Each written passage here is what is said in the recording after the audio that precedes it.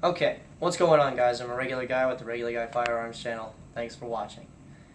Okay, so we're going to go to the schoolhouse on AKs a little bit. And this is particular to AK magazines. Okay? Over the last few days, a big ol' hubbub has been stirred up about Magpul and with Magpul, because on my last video, I did a 1-minute thing stating that y'all are fucking up, okay? And this is honestly why you're fucking up, because we had a lot of responses from Magpul. Most of them were copy-pasted stuff about, and they were normally directed at people who supported the idea of steel reinforcements on their feed lips, and they would go about and copy paste and copy paste and copy paste. Basically the same reason as to why they had not put steel reinforcements there in the first place. And the basic thing that they had tried to describe was that through their mountains of testing, right, and drop tests and shooting them through rifles and drop tests and stuff like that, they had greater or more reliable performance out of the AK PMag and the MOE PMag and the M3 PMag. Okay, now I got a loose camera that's being held by a dude because we're going to do a little bit of movement here. But before we do any of that, let's go into a few things that they had decided to talk about, basically. I'm going to address the steel feed lips here in a minute, but there was a lot of criticism from people who watched the channel that basically stated, you know, you didn't learn your lesson on the 47 mags. Now you're coming out with a non-steel reinforced 74 mag. And then they came out and said, you know, well, that is the cost-effective option, right? I have a really serious problem with that wording. Okay, because since when has Magpul ever been about budget and then serious use? Okay, I have a lot of your ARP mags, and from the get-go they were designed to be the best. Okay, there was no budget line AR mags and then the go time AR mags. That was retarded.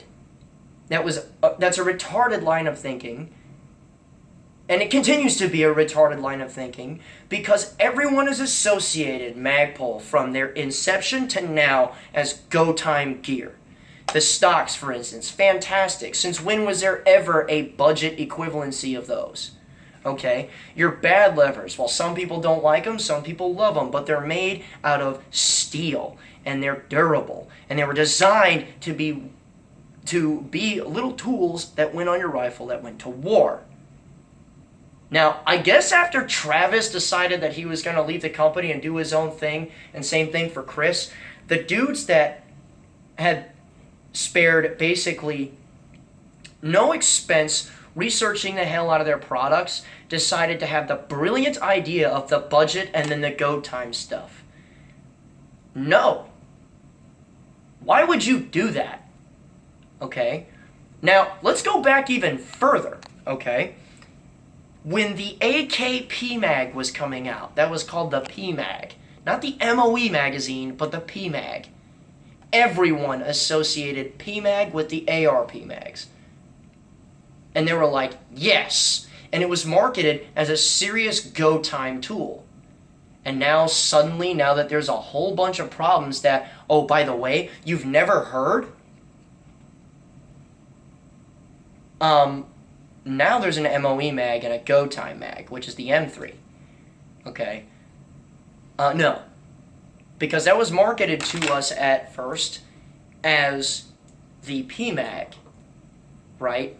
And it was going to be good to go and all this other stuff, and people were kind of like, when it came to polymer only, but Magpul was stern about it, and they're like, yes, this is it, it's good to go.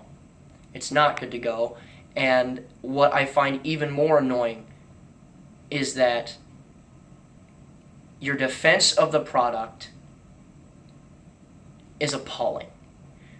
Because every time that someone brings up cracked feed lips on your MOE or your M3 mags, it's always, we've never seen this before. I call false. Okay? Because in the description box below, there's a very short video on a dude, Family Tactical, right?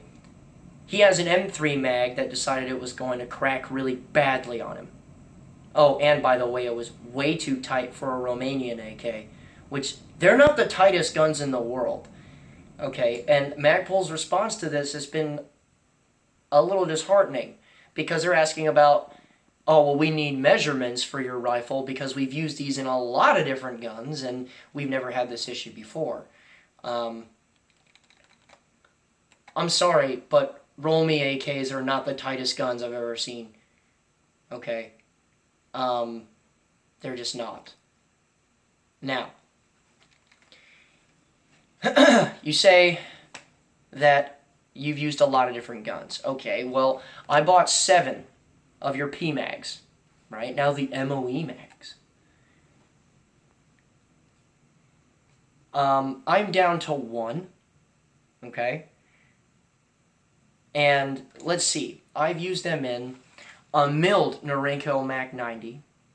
Okay, you guys can even go ahead and go into the YouTube videos and stuff, and you can see I've used these mags in these guns, okay? But a milled Norinco Mac 90, a Century C39 V1, an Arsenal SLR 107 CR, and video to come, an SLR 107 FR. Now these are 4 different types of guns. 2 are stamped, 2 are milled. Okay. Now, okay, granted, the Arsenal guns are both Bulgarian, but then you have a Chinese and then an American milled gun. All of these broke at least 1. Okay, I'm going on 3. Okay, because it doesn't make any sense. Okay, because I have now killed 6 of these magazines. 3 died in here, 1 died in the 107 CR, 1 died in the C39, and 1 died in the FR. Okay, and the term died means I got cracked feed lips in the same spot every time. And where the same spot is actually rather convenient, because it just so happens to be in the place of the even side of the round count, meaning if you load it to 30 rounds, that's the part that cracked. Okay, now let's talk about this. The gold standard, right? Your Eastern Bloc surplus steel magazines. Now, there are some misconceptions about these mags, because a lot of people see, okay, steel mag, it's an all-steel mag. Even these have reinforcements, okay? I don't know if you can see this really well, but if you see on the inside of the magazine body, okay, you see where the magazine body is, and then on this little skirt right here is a steel reinforcement on top of it. So if even the hardiest of these mags, and that's the steel ones, have steel reinforcements, that might be what they call in police work a clue. Okay, but why the steel reinforcements? And on my last video, it was challenged to everyone. You know, they had this enormous battery of testing where they dropped the MOE mag and the M3 mag, and they compared it to a Circle 10. They say that their feed lips survived and the Circle 10 mags did not. They were both polymer mags. The Circle 10 had reinforcements on the feed lips that were steel, and the Magpul mags did not. And they say that these magazines survived being dropped. Now, I can understand how a Circle 10 feed lip bending, the little steel inserts bending, would be eyebrow raising. Okay? I could also understand why it would have someone go away from them. Because if they're bent, and it's possible, they can bend, the mag is done. It's not going to work anymore. Okay, well, Now, let's think about other magazines that have decided to not be steel reinforced and that still work very well. US Palm has their AK mags, and their feed lips are not steel reinforced. However, on the inside of the magazine body, there is a little steel cage on the inside of it. Okay, what it does is that it braces the feed lips to the point where if basically the spring pushing ammunition and stuff like that against it, and then you seating it on a closed bolt, what the cage does is that it keeps the feed lips from splitting apart and cracking. That's why they're highly reliable and they don't have reinforcements. A lot of Bakelite magazines aren't reinforced either at the feed lips, but they have a very similar setup. So why is it that your feed lips are cracking, Magpul? Okay, so here's the deal. Here is a steel magazine, right? In this steel magazine, you have what a lot of AR guys just don't like at all, and that's wiggle room. This is loaded to 30 rounds, okay? You have some left to right, you have some up and down, and if you pull on it, you actually feel it give just a little bit. So there's a little bit of movement in all directions. But it stays in there, it stays locked, and it locks up just fine. Okay? Now, here's the thing. I need you guys to get really close so that you'll notice this. But if you stare right here, right at where the bolt carrier is at, right? And then you start to insert this, you're actually going to see this move in this direction. I'm going to quit talking and I'm going to go as slow as possible.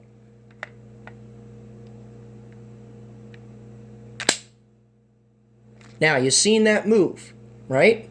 Hopefully. And the reason why it moved is because your last loaded round is pushing up against your bolt carrier. Okay? And that's normal. It's just like any other rifle magazine on a closed bolt. You'll notice that there's some movement in there, and that's normal. The reason why this movement is actually absolutely needed is because everything that you do on an AK is closed bolt. Okay? So, if the magazine itself does not have this kind of wiggle room in it, and it's stuff that a lot of AR guys don't like, even though AR mags wiggle a little bit too, if this movement isn't in there, you put a heavy strain on these feed lips. Okay? And as the action is cycling, it very slowly starts to wear them out. You do reloads and stuff, you pick the old magazines out, you run new ones in, you pick the ones that you dropped up, and you load them over and over and over again. You keep them loaded at the house, and then you seat a magazine against your bolt carrier and stuff all the time. And if you just keep going at it, eventually, if there isn't something to hold them in place, or if the strain on them isn't reduced, you're going to crack your feed lips, because that is a really small part that can break with enough force. Now, even the steel magazines have steel reinforcements. So, I'm going to show you this again, just because there's a comparison coming up here, obviously. Now, here's a steel mag. We've seen a little movement. Now, gotta wiggle around this. Now, we have a topped off 30 round PMag, right? And we can tell that this is topped off because on a empty magazine, which I gotta maneuver around and find here, on an empty magazine we see that our follower is here. Okay, so the first round's gonna go off to this side and the second round is here. This is the even side, for those of you that don't know that. So, you can tell, generally speaking, if your mag is topped off all the way and you can keep yourself from overloading it. If it's getting real tight and you can squeeze in that last round and it won't move no more. If you just want to keep it at 30 rounds and keep it from being overloaded and putting stress on your mag, just remember where that portion of the follower is. That is the even side. So you can tell 30 rounds and you don't want to load it anymore. Which, by the way, these mags have a tendency to let you overload them to 31. Especially the M3s. Now, we saw what happened before. Now let's look at the MOE.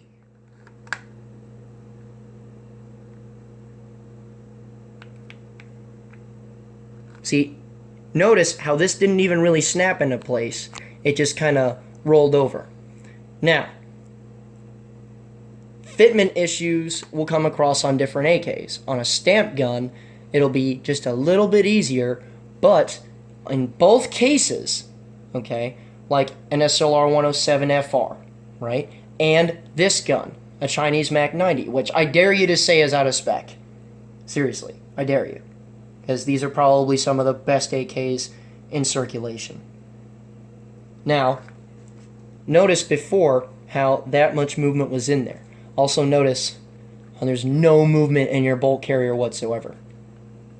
Notice again how there is no movement in your magazine. Okay, now that's just on a loaded to 30 round magazine. Okay, I'm going to make a mess, but... Okay, now that I've made a mess...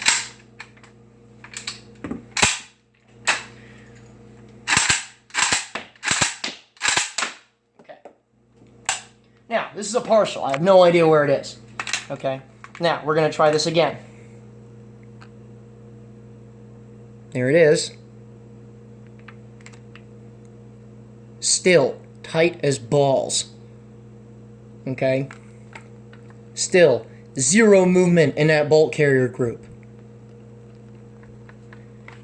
Zero movement in that magazine. Okay? Now, there's a problem that exists with that.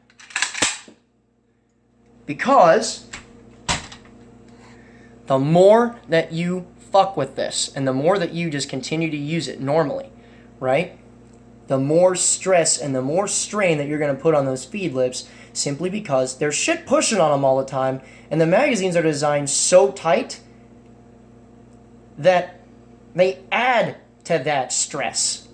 There's no movement in them at all, and the purpose of the movement is to get out of the way of shit. To give just a little bit so that it reduces the strain on the feed lips. That's why feed lips on steel mags and steel reinforced feed lips on polymer mags don't break under normal operation. Okay? Now, the opinion can be made that, okay, but they'll still bend if you drop them on their feed lips. Now, while this is a concern with all magazines, which is why you try not to drop them on their feed lips. And also, when you kick empty magazines out, okay, they will generally fall like so or like so. If you're in the kneeling position, they will tend to fall right on the tabs. Ask anybody who runs an AK a lot, or just observe it yourself. They will fall in the same spot every time because they will kick out this way and then just start to fall. Okay? So, it isn't so much that they can't take an impact, it's that normal operation is destroying the magazines because they're spec'd way too tight and there's no reinforcements to keep them from breaking under increased stress on the feed lips themselves. Okay, now I have my last not cracked feed lip magazine. Okay, you can see it here. I can try to pull on it, but I can't because those feed lips are absolutely positively not broken. Okay, we are going to replicate their little drop test here. Underneath my feet is carpet. Okay, it's just carpet. Now they say that they've dropped these things 1,000,000 times and blah blah blah. This has been loaded for a couple months, I think. I'm about 6 foot tall. Okay. Now, I'm going to hold this from head height, and I'm going to drop this directly on the feed lips. Okay, just like they said they've done 1,000,000 times in their testing. Okay, so I'm going to do this right here and now. Directly on the feed lips. Do we not see that? Do we not see that hairline crack? I just dropped it on carpet. Touch the screen so that it focuses really, really well. Did it focus again?